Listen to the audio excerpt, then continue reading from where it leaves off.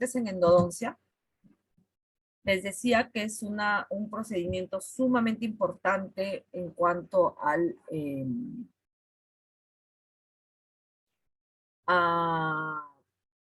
dentro de la preparación biomecánica es un momento muy importante porque este procedimiento nos ayuda específicamente a lavar y desinfectar el conducto. Entonces, es importante recordar que dentro de la preparación biomecánica hay un momento, o sea, una preparación biomecánica, justamente desde el nombre lo dice, ¿no? Un aspecto mecánico, un momento mecánico en el que hacemos uso de instrumentos, ya sea manuales o rotatorios, y estos son las limas, ¿no? De repente incluso los escariadores, las limas Hedstrom, las limas tipo K, que son las que más utilizamos. Entonces, y hemos hablado un poquito cuando hemos hablado sobre materiales en endodoncia, de las características que estos instrumentos tienen y cómo es que se deben de utilizar. Y hemos hablado también durante la preparación biomecánica propiamente dicha y según la técnica que estamos utilizando, cómo trabajar con esos dos instrumentos, porque este momento especial de la preparación biomecánica nos ayuda a conformar el conducto y ensanchar el conducto, ¿no? Pero también tiene un aspecto químico en el que se considera a la medicación intracanal muy importante, sobre todo cuando hemos diagnosticado necrosis pulpar o cuando hemos diagnosticado pulpitis irreversible, pero trabajamos la sesión en más de una cita, porque de repente no tuvimos tiempo para hacerlo en una sola cita, hubo algún inconveniente con el tiempo del paciente, de repente hubo un ligero sangrado que no se pudo controlar muy bien. Entonces, como van a ver, podemos utilizar incluso agua o lechada de cal para nosotros detener un poquito ese sangrado. Entonces, consideramos hacerlo en una segunda cita para asegurar la no contaminación del conducto. Consideramos la medicación intracanal, que la medicación intracanal va a ser un tema que nos va a reunir para una teoría completa. Así de importante también es esta parte de la preparación biomecánica. Y hoy vamos a hablar de un momento que se denomina dentro de la preparación biomecánica un momento, un procedimiento físico, ¿no? Que es la irrigación y la aspiración del canal radicular. Esta irrigación y aspiración se denomina en MIRA irrigación, activación y aspiración porque al momento de hacer la irrigación del canal, los trabajos de investigación en esta área en especial recomiendan hacer una activación del líquido dentro del canal. ¿Cómo se hace esta activación? Se puede utilizar desde un conito de gutapercha delgado, digamos, para removerlo, hacer un movimiento de vaivén dentro del canal, con el objetivo de que este irrigante ingrese dentro de los tubos dentinarios. Pero también tenemos nosotros un instrumento que se llama el Endo Activator, que se coloca dentro del canal justamente para hacer esta activación. Más adelante ustedes lo van a conocer, el Endo Activator, para poder hacer esta activación, ¿no? Y la aspiración simultánea durante la irrigación también es muy importante porque al momento de iniciar la irrigación se retiran los primeros detritos, por lo tanto también es importante aspirarlos, o sea, que haya que significa un constante lavado y un constante renovar del irrigante que se está utilizando en el conducto radicular, ¿no? Entonces dice acá que consiste en hacer pasar un líquido a través de las paredes del conducto radicular, agitarlo en su interior y al mismo tiempo succionarlo. Esa verdadera limpieza mecánica permite una mejor acción de los medicamentos, ¿no? Y contribuye para un mejor contacto de la gutapercha con las paredes del conducto radicular. En este caso, del cemento sellador, con las paredes del conducto radicular. La irrigación es un procedimiento indispensable en el tratamiento endodóntico, pero si no va acompañada de la activación y la aspiración, podría no tener un efecto deseado. Ahora, la irrigación y la aspiración no se hace simplemente con un poquito de irrigante ya como que para mojar. No, no es así. La irrigación y la aspiración se da en un, o sea, debe demorar, es un proceso, un procedimiento que debe de tomarse, en el que debemos de tomarnos un tiempo adecuado. Doctora, ¿y cómo yo miro ese tiempo adecuado? Pues debemos de irrigar, dice la literatura, con un mínimo de 2 centímetros cúbicos. O sea, no es que se pone solo un poquito, ¿no? Se debe, primero, ¿qué es lo que se hace primero? Se coloca un poquito de irrigante dentro del canal, se coloca el endoactivator, o si es que no tienen el endoactivator, un poquito de gutapercha y hacen un movimiento de vaivén para sacudir el líquido dentro del conducto. Inmediatamente se aspira. Y luego se puede hacer la irrigación y aspiración al mismo tiempo, ¿no? Pero hasta utilizar como mínimo estos 2 centímetros cúbicos, que pueden ser más, pueden ser 3, 4, e incluso una jeringa completa de 5, ¿ya? Entonces, en cada momento que vas a cambiar de instrumento, se indica hacer la irrigación y aspiración del conducto. Porque esta irrigación te va a ayudar a lavar el canal de todo ese polvillo, barrillo, restos, pulpares, etcétera, pero además está ingresando en los túbulos dentinarios para hacer la desinfección y hacer un barrido de la carga bacteriana. ¿Cuándo se realiza la irrigación? Pues se realiza antes, durante y después del procedimiento, no del procedimiento endodéntico, de la preparación biomecánica propiamente dicha. ¿Cuándo se considera antes? Cuando se hace la neutralización del conducto. Es decir, se neutralizan los productos tóxicos de las bacterias orgánicas. Es decir, que cuando estamos en una pieza con necrosis pulpar y vamos a utilizar la técnica Crown Down para la limpieza y conformación del canal radicular, lo primero que hacemos es irrigar para que esos primeros detritus llenos de carga bacteriana, llenos de colonias bacterianas, puedan salir y no empujarlas hacia la zona del periápice con el instrumento. Durante, porque mantiene los conductos húmedos y evita el empaquetamiento de este barro dentinario. Y después, porque elimina el barro dentinario, favoreciendo la adherencia, la penetración, la íntima relación, digamos, entre la dentina y el cemento sellado. ¿Cuáles son los objetivos de la irrigación? Pues elimina restos pulpares, elimina sangre, elimina barro dentinario, restos necrosados, disminuye la flora bacteriana, ¿no? Lubrica las paredes dentinarias, facilitando acción de instrumentos, ¿no?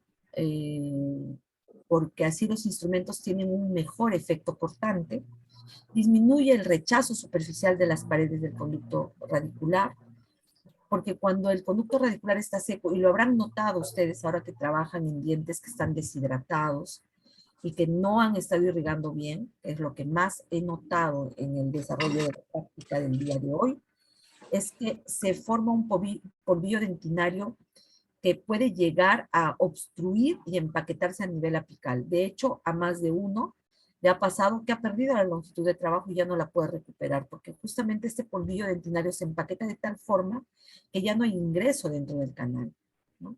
La obstruye, como cuando se atora un tubo o un tubo de desagüe, digamos, ¿no? Un tubo del agua se atora y no hay forma de sobrepasar, ¿no? Entonces, para este tipo de situaciones, por ejemplo, utilizamos el famoso EDTA, que es un quelante, que también más adelante vamos a conocer un poquito más, porque está dentro de los elementos que podemos utilizar como irrigantes, sobre todo a la hora de hacer la limpieza del canal radicular. El irrigante también nos ayuda a controlar una posible reinfección, prevenir obviamente la decoloración dentaria. ¿Por qué? Porque elimina restos pulpares. Por lo tanto, ya no va a haber esa oxidación del tejido pulpar, lo que o normalmente puede ocasionar un cambio de color. ¿Cómo debe ser un irrigante ideal? Un irrigante ideal debe ser bactericida, bacteriostático también, no debería de ser tóxico, debería de ser un solvente de tejidos, ¿no? Orgánicos, obviamente, eliminar capas de desecho, ser un buen lubricante y tener una baja tensión superficial, ¿no? Para que no se derrame con mucha facilidad. no extravase con mucha facilidad. El irrigante ideal en endodoncia no cumple con todas estas características en general, ¿no? Pero sí con la mayoría de ellas, con casi todas. Ya ustedes van a ver cuáles son las características del irrigante ideal. Es importante, muy importante que nosotros siempre recordemos que el conducto en el que trabajamos no es un único conducto, sino es todo un sistema de conductos, ¿no? Trabajamos e instrumentamos sobre el conducto principal, pero nunca instrumentamos sobre los conductos que pudieran presentar, como es el caso, ¿no?, de este sistema complejo de conductos. Miren, y creo que ustedes ya conocen bastante bien. Miren, por ejemplo, si nosotros tenemos un conducto recurrente, vamos a instrumentar el conducto principal, pero ¿instrumentamos el recurrente que vemos aquí en la fotografía? No. ¿Quién trabaja este nivel? El irrigante. Porque el irrigante que utilizamos en endodoncia, digamos el wall estándar en endodoncia, es el hipoclorito. Y una de sus características más importantes es que es disolvente de tejido orgánico. Entonces, cuando nosotros hacemos una irrigación adecuada, demorándonos, tomándonos nuestro tiempo adecuado para irrigar, para limpiar, para desinfectar, el hipoclorito va a hacer ese trabajo, que es disolver tejido orgánico y por lo tanto limpiar, entrar donde no podemos ingresar con el instrumento, con la lima, ¿no? Entonces se observa que al hacer este buen trabajo, al momento de hacer el sellado, de la obturación, o sea, la compactación de las gutaperchas, y el cemento sellador, al hacer tanta presión, evidentemente va a discurrir a nivel de los conductos que sean necesarios trabajar cuando se ha hecho un trabajo de irrigación como corresponde. Miren, por ejemplo, en este cabo interradicular, la fotografía no es muy buena la imagen, pero sí se ve que también el irrigante ha hecho prácticamente un buen trabajo y se ha podido el sellante discurrir y sellar esos conductos que evidentemente a través de la instrumentación no podemos trabajar, como es el caso de este conducto secundario, ¿no?, o el famoso delta apical. Entonces es importante, aquí es una de las razones por las que el irrigante es de suma importancia. Y que sobre todo nos tomemos el tiempo adecuado para hacer la irrigación, como corresponde. ¿Cuáles son las soluciones de irrigación que utilizamos en endodoncia? Son las soluciones halogenadas. El hipoclorito de sodio es una solución halogenada. Una solución de hidróxido de calcio, que es muy buena, sobre todo en casos en los que hay una hemorragia que es un poco complicada de controlar cuando hacemos endodoncias, que eso suele pasar. Las soluciones oxidantes que antaño se utilizaban muchísimo, sobre todo porque al haber una infección cargada de microorganismos anaerobios, se sabe que las soluciones oxidantes, pues al liberar gran cantidad de oxígeno, las combaten muy bien. Sin embargo, se ha dejado de usar ya hace algún tiempo, sin embargo es importante que sepan que es una alternativa. Las soluciones quelantes, sobre todo como elemento, digamos, de limpieza, más que nada, más que de desinfección, de limpieza. Algunas soluciones detergentes y algunas otras soluciones que vamos a conocer. Dentro de ellas, por ejemplo, la clorexidina, ¿no?, que también es un irrigante muy, muy importante en endodoncia y a considerar, sobre todo cuando se hace un diagnóstico adecuado, ¿no? Entonces, vamos a centrarnos un poquito en el hipoclorito de sodio como un irrigante sumamente importante y el más utilizado en endodoncia. Hace ya en realidad muchísimo tiempo. Este es un líquido claro, pálido, un poco verde amarillento, extremadamente alcalino y con un fuerte olor a cloro, que presenta una acción disolvente sobre el tejido necrótico y restos orgánicos y además es un potente agente antimicrobiano. Estas características la hace un desinfectante ideal en endodoncia. Es bactericida, es disolvente de tejidos, tiene baja tensión superficial, nos permite un adecuado debridamiento de la dentina y por supuesto es un buen lubricante, ¿no? Por eso, por todas estas propiedades, la utilizamos tanto en endodoncia. Hay varias concentraciones. Como ustedes saben, el hipoclorito, de forma comercial, viene en una concentración de 5%, algunas entre 5 y 6%. Por ejemplo, el Clorox me parece que viene en una concentración de casi 6%, y el sapolio, que es otra lejía, ¿no? Otro hipoclorito, que me parece que viene en una concentración de 5 y un poquito más. Entonces, más o menos ahí fluctúa la concentración del hipoclorito. Para utilizarlo en endodoncia, nosotros nos vemos obligados a disolver el hipoclorito para poder convertirlo en una solución de Dakin, en una solución de Milton, en una solución de Labarraque, o decidir utilizar en una alta concentración. Cuando utilizamos una solución de Dakin o una solución de Milton, está indicado en biopulpectomías, es decir, cuando el diagnóstico pulpar es una pulpitis irreversible, ¿no? Significa que vamos a hacer vamos a diluir este hipoclorito en suero fisiológico o agua destilada, ¿no? Convirtiendo así en una solución de Dakin o en una de Milton, ¿no? Pero si estamos en una necropulpectomía de tipo 1, es decir, sin lesión periapical, podríamos utilizar una solución de Milton o una de Labarraque. Por ejemplo, el isol, que ya viene, que usualmente suelen comprar, ¿no? Como hipoclorito, me parece que es una solución de Labarraque, ¿no? Es la más utilizada en realidad, mitad y mitad. Y en una necropulpectomía de tipo 2, es decir, con una lesión periapical, es decir, una lesión ya más crónica, está indicado utilizar una solución de Labarraque o una de doble concentración o de alta concentración, también se denomina, ¿no? Casi puro prácticamente.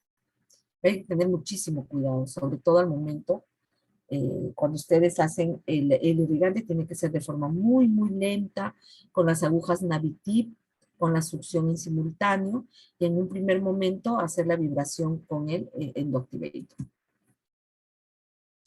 ¿Qué concentración utilizar? Miren, los estudiosos han coincidido en que la concentración no es tan importante en realidad, pero es importante el cambio constante. ¿Qué significa? Entre instrumento e instrumento hay que irrigar de forma constante, ¿no? Irrigar y aspirar, obviamente.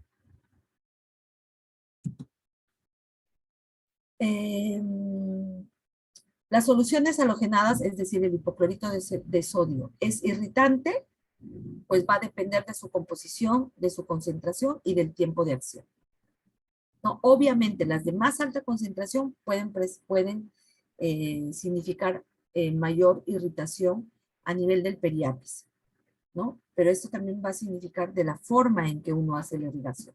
Si haces la irrigación sin aspiración, obviamente vas a causar una mayor irritación a nivel del periápice, y el paciente lo va a manifestar con un poco de dolor, molestias, incluso durante el procedimiento. Un estudio dice en ratones, donde se colocaban sustancias de irrigación y se comparaba la reacción en los tejidos, los resultados fueron que en un grupo sin irrigación se produjo inflamación severa. En un grupo con solución de Dakin, o sea, de muy baja concentración, también inflamación severa. En un grupo con solución de hipoclorito al 5%, o sea, de alta concentración, inflamación y presencia de microabscesos. Y en un grupo de hipoclorito al 5% más agua oxigenada, mayor destrucción tisular. Miren, ¿no? Por lo tanto, según este trabajo, el hipoclorito de altas concentraciones es mucho mayor irritante, ¿no? Causa mucho mayor irritación.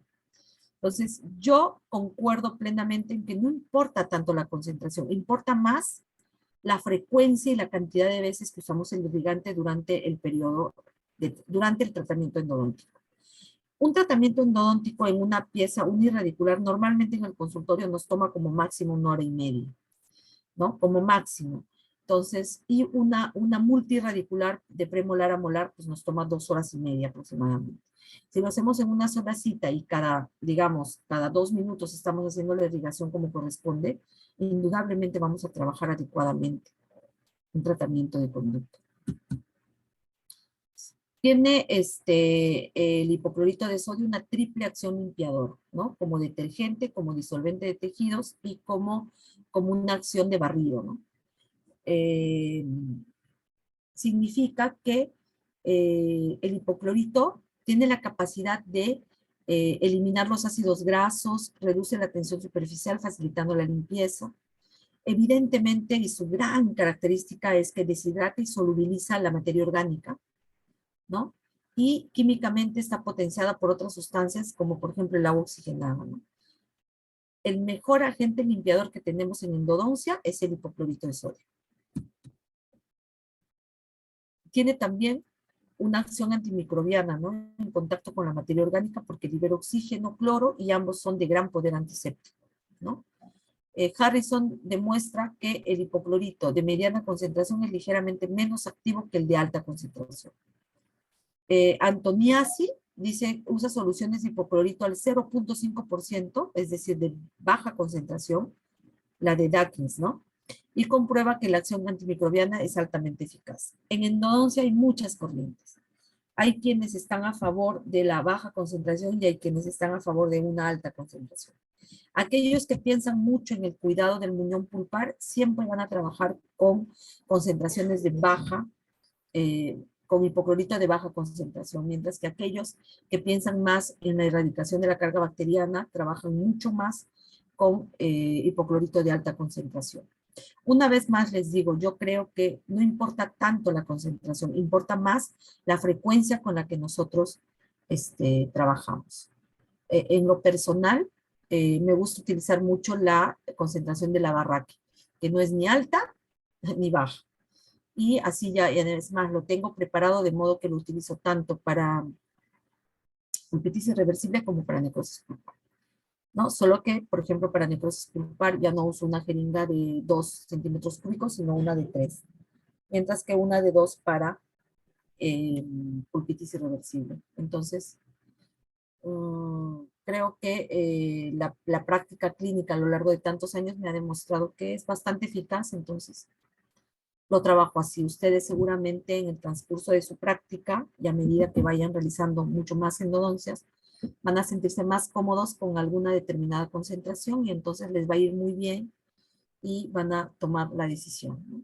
Pero la indicación y la sugerencia es la que les he dado hace unos minutos, ¿no? La de Dawkins y la de Milton, que son de baja concentración para pulpitis irreversible, y la de Milton y la de la Barraque para necrosis tipo 1 y la de la Barraque y la de alta concentración para necrosis tipo 2. Creo que con esa sugerencia podrían empezar a trabajar sin ningún problema, siempre teniendo los cuidados que exige el manejo del hipoclorito, como ya vamos a ver enseguida. Ahora, el hipoclorito tiene una acción descalcificante nula, ¿no? No secuestra iones de calcio, tampoco elimina la dentina, o sea, por ejemplo, no la desgasta, ni mucho menos, ¿no? Eh, Ahora, sí es importante que se altera un poco cuando no se guarda en espacios frescos o en espacios en donde la luz es muy fuerte, ¿no? Siempre tiene que estar en un lugar fresco y más o menos oscuro. Y una vez que se abre el hipoclorito, o sea, el frasco de hipoclorito, ya también tiende a, con el paso del tiempo, ir disminuyendo su potencia, digamos. Entonces hay que cerrar bien también el frasco y eh, eh, cuidar, ¿no? O sea, es decir, mantener adecuadamente y en espacios adecuados el hipoclorito, ¿no?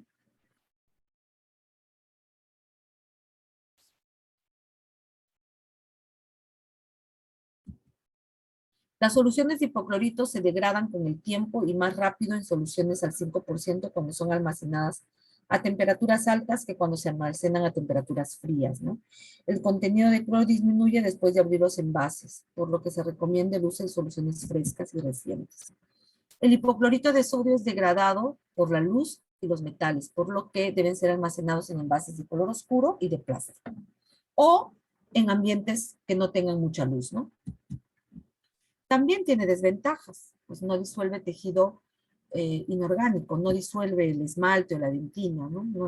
O el cemento, ¿no? Por ejemplo, en conductos atrésicos no va a ser mayor trabajo, ¿no? Por eso utilizamos un quelante.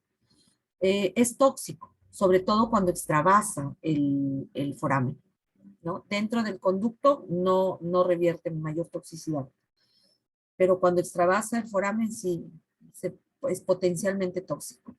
No posee efecto residual. Esa es una desventaja muy importante, porque una vez que, digamos, nosotros irrigamos con hipoclorito y lo llevamos a una segunda cita, pues el hipoclorito no hace más nada que disolver el tejido, ¿no? Orgánico. Pero no hay un efecto, no es que a medida que pasa el tiempo continúa con la desinfección del canal radicular. No se produce esto. Digamos, esto de tener un efecto residual sí lo tiene la clorexidina, ¿no? Tiene una característica que se llama sustantividad, es decir, que a medida que el tiempo pasa todavía tiene efecto sobre las bacterias, o sea, las elimina, las desactiva, trabaja sobre esas colonias bacterianas. Una de las grandes ventajas que tiene la clorexidina y es una de las grandes desventajas que tiene el hipoclorito justamente de no poseer este efecto residual.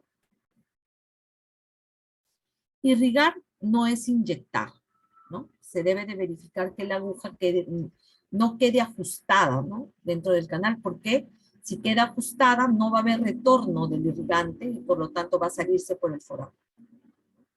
Lo que debe suceder es esto, que esté suelta, que permita un retorno del irrigante a través de la aspiración. Y siempre debemos de trabajar con irrigación y aspiración, nunca solo irrigación. Los accidentes por hipoclorito son muy dramáticos, asustan muchísimo al paciente, asustan también al operador, pero es un episodio que tiene perfecto, digamos, la paciente se va a recuperar siempre y cuando tomemos las decisiones adecuadas. ¿Cuándo sucede, cuando sucede este tipo de cuadros? Cuando hay extravasación del hipoclorito a través del foramen y obviamente no nos percatamos del tema, ¿no? Porque a veces incluso la paciente está muy anestesiada y no reacciona de forma inmediata. Pero sí, incluso hay muchas situaciones, ¿no? Como que el dique de goma nos puede cubrir el edema que se forma rápido, pero hay algunos pacientes que reaccionan inmediatamente y te avisan inmediatamente de que algo está pasando porque empiezan a sentir este dolor agudo, empieza a sangrar también el conducto y hay una sensación de quemazón, de ardor que incomoda muchísimo al paciente. Lo primero que tenemos que hacer es tranquilizarnos y, por supuesto, esa tranquilidad tranquiliza al paciente, ¿no? Las causas son una inyección forzada, que no te hayas percatado de que la aguja no está suelta dentro del conducto, eh, que no hayas, por ejemplo, tomado o evaluado bien una radiografía de diagnóstico y el foramen esté todavía abierto o sin cierre, o haya un tipo de reabsorción a nivel radicular que tampoco te has percatado con la radiografía de diagnóstico, ¿no? Entonces, evidentemente va a haber por dónde extravasar el hipoclorito. La paciente va a demostrar un dolor, va a manifestar un dolor severo e inmediato, va a presentarse también un edema inmediato, se extiende, suele extenderse este edema porque, como sabemos, pues internamente todo se comunica, ¿no? Entonces hay planos, digamos, musculares, eh, bueno, una serie de cavidades en la zona facial en donde rapidísimo puede discurrir este hipoclorito, al ser además tan irritante y por eso produce este cuadro tan aparatoso que muchas veces nos asusta. Hay un sangrado profuso del conducto que debemos de lavar inmediatamente con agua destilada o suero fisiológico. Hay una equimosis de los tejidos blandos, posible infección secundaria, por lo que se indica inmediatamente antibiótico, y también puede producir una posible parestesia, ¿no? Que es también una situación que asusta mucho al paciente. ¿Qué se hace? Si el paciente se asusta tanto que muchas veces no te permite los procedimientos, ¿no? Pero hay que indicar al paciente que si no se hace estos procedimientos, el cuadro se puede volver más aparatoso. Entonces, si está con muchísimo dolor, se puede hacer una anestesia local y lavar el conducto con solución salina, suero fisiológico, agua destilada. Se debe de inyectar infiltrativamente, por ejemplo, una dexametasona, ¿no?, que es un corticoide que siempre debemos de tener en consultorio. Prescribir analgésicos, antialérgicos y antibióticos. Se debe de colocar inicialmente compresas frías y después compresas calientes para facilitar la circulación. ¿Por qué primero frías? Así evitamos un edema mayor y después compresas calientes para facilitar la circulación. En casos severos, obviamente tenemos que referirlos al hospital, ¿no?, para que le puedan controlar y poner toda asegurarnos de que reciba todo el tratamiento de antibiótico-terapia, de analgésico, de corticoides, y que el paciente también se encuentre, digamos, mejor cuidado y más tranquilo. Miren, esta paciente vuelve a la normalidad, aun cuando su cuadro ha sido más severo, ¿ves? ¿No? Toma tiempo, eso sí. En casos leves toma más o menos de 7 a 10 días recuperarse completamente, pero en casos severos toma de 25 a 30 días. Esto hay que indicarle al paciente. El paciente no va a morir, ¿no? Pero sí, como es una situación muy dramática, asusta mucho al paciente. Y obviamente nosotros en todo momento debemos de evitar, bajo todo punto de vista, extravasar el líquido irrigante con medidas totalmente sencillas de realizar. Facilitar el acceso de la aguja, que la aguja nunca se quede atrapada dentro del canal. No colocar la aguja tan profundamente, por eso las agujas Navitip se han diseñado para ser usadas con tope. Si tu longitud de trabajo es 20, tu aguja Navitip debe entrar máximo a 17 milímetros. Por eso tiene un tope. Hacer oscilar la aguja dentro y fuera del canal, o sea, que tenga movimiento, o sea, que permita el retorno del irrigante. Obviamente, formar un buen tope a nivel apical, justamente para que no se extravase el hipoclorito. Colocar el irrigante de forma muy lenta. Por eso siempre les decía, en endodoncia hay que tener mucha paciencia. Los procedimientos no se hacen rápido, ni se hacen de manera brusca. Todo es muy lento, muy despacio. Cuando yo hago el tratamiento endodóntico al paciente, le coloco la anestesia, el aislamiento absoluto, y voy a iniciar mi procedimiento, yo le coloco un abreboca al paciente de modo que lo pueda morder, pero del mismo modo mantener la boca abierta. Y le sugiero al paciente que duerma, que se relaje, porque es un procedimiento que dura un par de horas, ¿no? Entonces el paciente, cuando está despierto, está más tenso.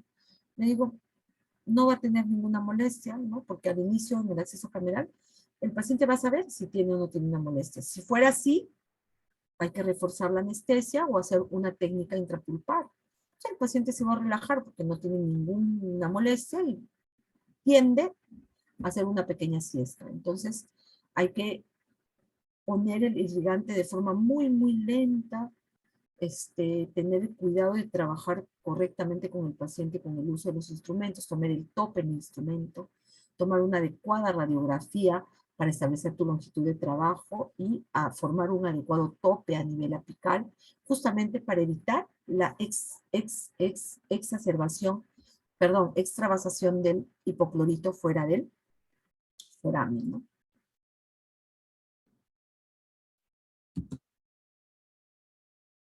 Hasta ahí fue hipoclorito de sodio. No sé si tienen alguna consulta, pregunta, duda o algún aporte de repente.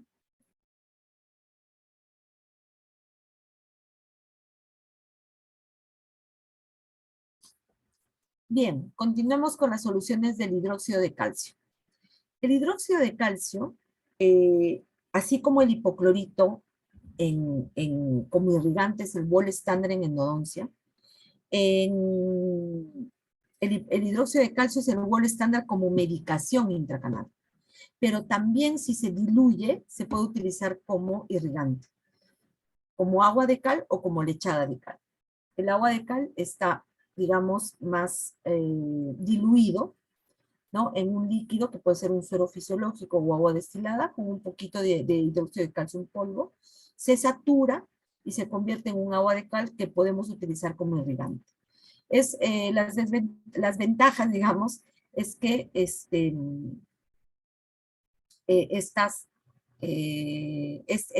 irrigante, dice, mantiene un pH por un tiempo y luego va descendiendo hasta el día 7, ¿no? Y eso es bueno porque combate, pues, o sea, eh, lo que hace es erradicar este pH eh, que altera el pH de las, digamos, las colonias bacterianas, las altera de modo que las desorganiza tanto que las va eliminando, ¿no? Entonces, es una situación muy importante. Además de que el hidróxido de calcio es sumamente biocompatible con en la zona del periápice, o sea, nunca es irritante y es además, tiene una característica muy importante que es la de reparar. Entonces estimula la cicatrización y además puede actuar como hemostático, ¿no? En caso de que hubiera un pequeño sangrado. Si, por ejemplo, yo estoy haciendo un tratamiento de conducto y hay ocasiones en las que tú estableces tu buena longitud de trabajo, pero empieza a haber una hemorragia. Puede ser que tú hayas, digamos, injuriado un poquito el muñón pulpar y el paciente es un paciente joven, tiene un muñón pulpar muy bien, digamos, conformado, amplio. Entonces tú injurias un poquito y sangra, pues, ¿no? No deja de sangrar. Entonces, un irrigante ideal en ese momento es el hidróxido de calcio, porque nos ayuda mucho a, digamos, detener ese pequeño sangrado, esa pequeña hemorragia. Nunca se debe dejar un tratamiento de conducto con una hemorragia en curso. Ya le pongo mi algodoncito y ahí se quedará, no. El paciente luego viene con bastante dolor. Entonces hay que siempre detener el sangrado, asegurarnos de que dejó de sangrar, colocar una medicación intracanal justamente en base a hidróxido de calcio, porque es una medicación intracanal, les decía, es el gol estándar en endodoncia, y en una segunda cita muy probablemente empiezas a trabajar y ya no hay ningún sangrado, porque este muñón pulpar pues, se recuperó, ¿no? Entonces, el hidróxido de calcio no tiene acción limpiadora, ¿no? Porque no tiene acción detergente, pero sí antimicrobiana, porque su pH le hace incompatible con la vida bacteriana, ¿no? Los microorganismos dicen no pueden vivir con un pH mayor a 12. Y no presenta una acción descalcificante.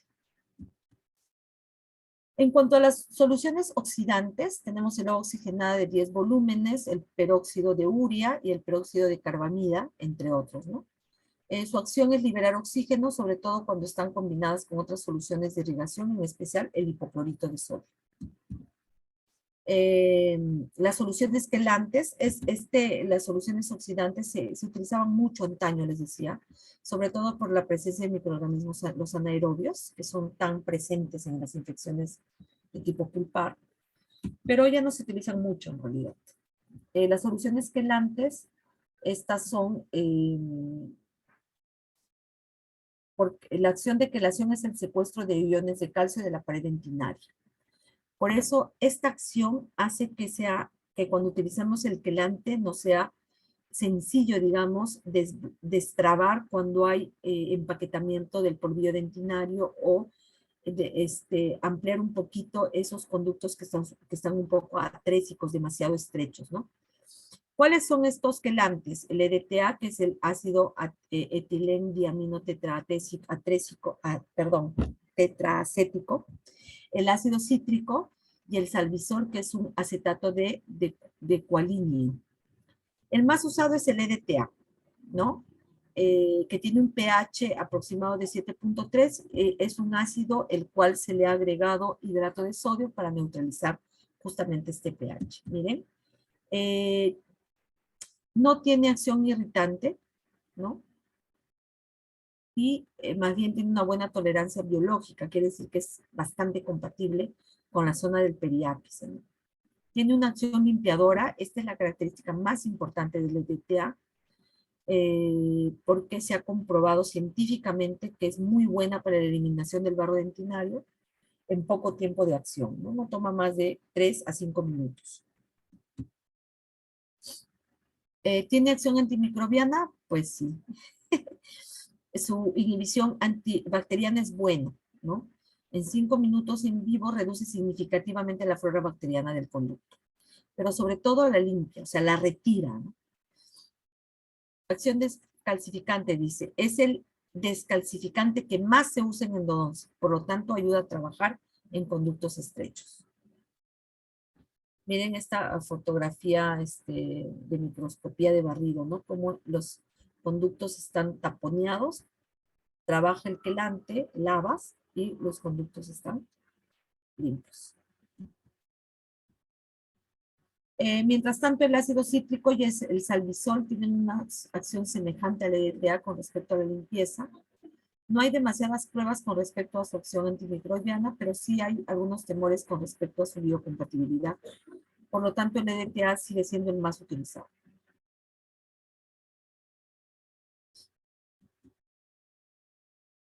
El EDTA permite instrumentación de conductos calcificados, ayuda a la limpieza del sistema de conductos y túbulos dentinarios removiendo el barro dentinario contaminado. Eso es la característica más importante del EDTA. Por eso lo utilizamos en el último momento de la preparación biomecánica. ¿Ya? Para hacer, digamos, el último lavado, el último arrastre de todas estas sustancias por brillo y demás, para que el cemento sellador pueda ingresar en estos túbulos dentinarios. ¿Cuáles son las propiedades del EDTA? Se usa, dice, en asociación con el hipoclorito, dando mejores resultados. Expone túbulos dentinarios, que eso es muy bueno. Es inocuo para tejidos apicales y periapicales, dice que tiene algo de biocompatibilidad. Y se pueden usar tanto en bios como en necros, ¿no? Otras soluciones son el digluconato de clorexidina, la famosa clorexidina, ¿no? Pero al 2%, no al 0.2%, al 2%. Las que están al 0.2% son las presentes en los enjuagues bucales. Las que están en alta concentración, que es al 2%, esas son las que se utilizan como irrigante en endodoncia. La clorexidina es biocompatible con la zona del periápice, no es irritante, tiene acción limpiadora, no tiene esa capacidad de disolver tejidos ni de arrastrar, ¿no? Simplemente es un elemento que nos ayuda a desinfectar. Es un antimicrobiano espectro contra anaerobios obligados o estrictos, anaerobios facultativos y aerobios. Además, es antifúngica porque es efectiva para Candida albicans, ¿no? Eso es una buena característica de la clorexidina porque se sabe que también hay invasión de moho, hongos, cuando hay una infección bacteriana. O sea, no solamente hay bacterias, ¿no? También hay hongo, y una de las más presentes es la Candida albicans, incluso en algunas situaciones. No tiene acción descalcificante y es un agente irrigante alternativo muchas veces para aquellos que son intolerantes al hipoclorito de sodio, ¿no? En casos, por ejemplo, de una pulpitis irreversible, es perfectamente muy bueno, digamos, trabajar con clorexidina, sin ningún problema, ¿no?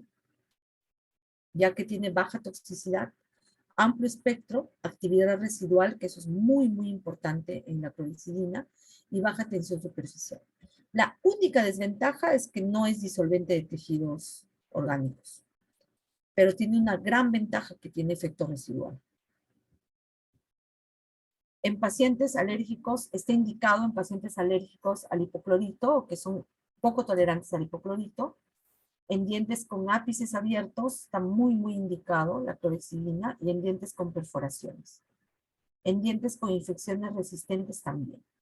Pero doctora, si hay un diente con ápice abierto y tiene una necrosis, pues se utiliza hipoclorito. Pero antes de eso se forma un buen tope a nivel apical con una lima de la serie especial de los 90, 100, 110, y se puede sellar con MTA esa zona del foramen para no extravasar el hipoclorito.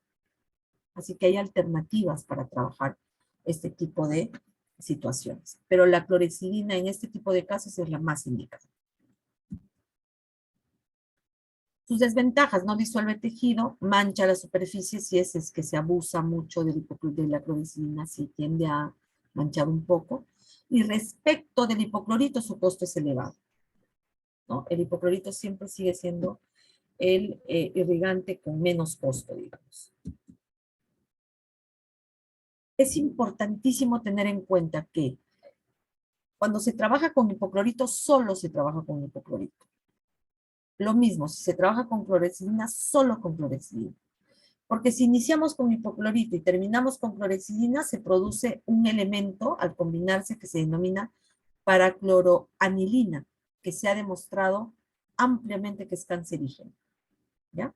Entonces es importante, o trabajas con hipoclorito o trabajas con clorexidina, pero no lo combinas. El EDTA, al combinarse con la clorexidina, precipita una sal que neutraliza su acción. Entonces, el EDTA se combina con hipoclorito más no con clorexidina.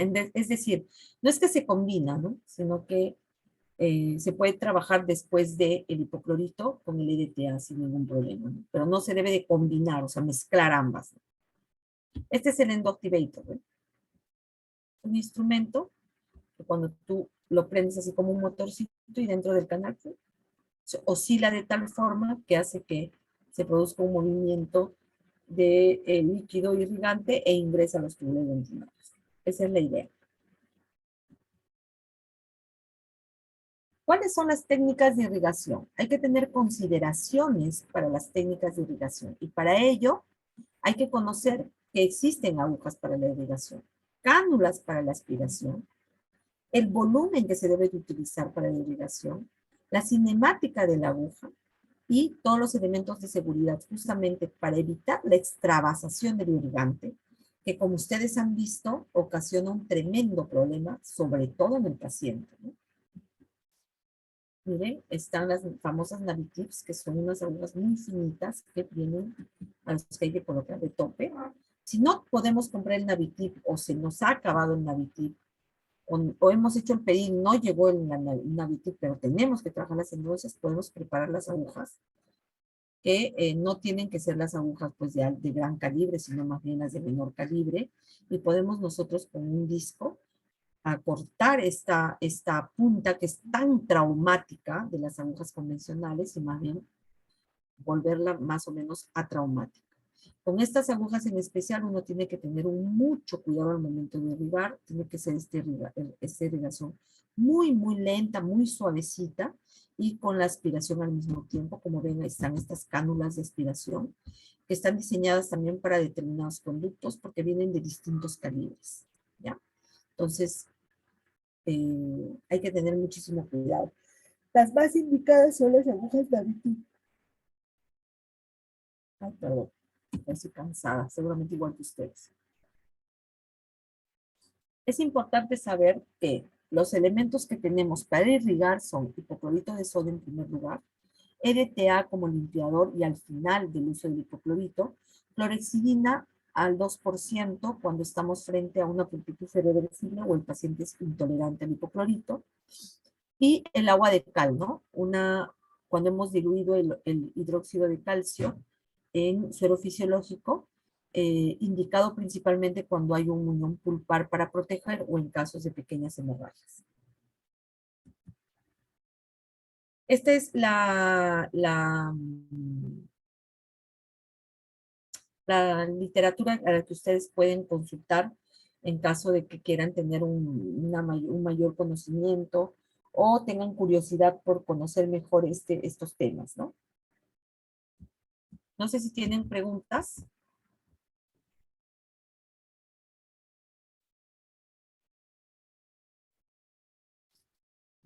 Preguntas, consultas, dudas, o ya se me durmieron. Creo que se han dormido.